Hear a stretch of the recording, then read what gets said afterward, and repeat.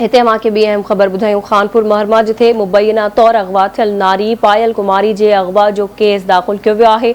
भाउ सूरज जी फरियाद ते नारी जे अगवा जो केस ॿिनि ॼणनि ख़िलाफ़ दाख़िल कियो वियो आहे। जवाबदार साथियुनि सां गॾिजी घर ते हमलो करे भेण खे अगवा करे विया आहिनि। जवाबदार घर मां सोना ज़ेवर ऐं रोक रक़म फुर करे विया आहिनि। फरियादी दरख़्वास्त में इहो मौक़िफ़ इख़्तियार कयो आहे। खानपुर महरमा ख़बर आहे जिथे मुबैना तौर अगवा थियल नारी पायल कुमारी जे अगवा जो केस संदसि भाउ जे फरियाद ते दाख़िल कियो वियो आहे।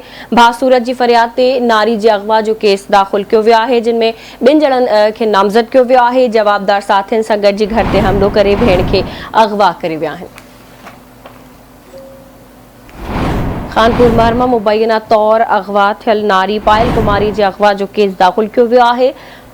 भाउ सूरत जी फरियाद ते नारी जे अगवा जो केस ॿिनि ॼणनि ख़िलाफ़ दाख़िल कियो वियो। जवाबदार साथियुनि सां गॾिजी घर ते हमलो करे भेण खे अगवा करे विया आहिनि। फरियादी दरख़्वास्त में इहो मौक़िफ़ इख़्तियार कयो आहे।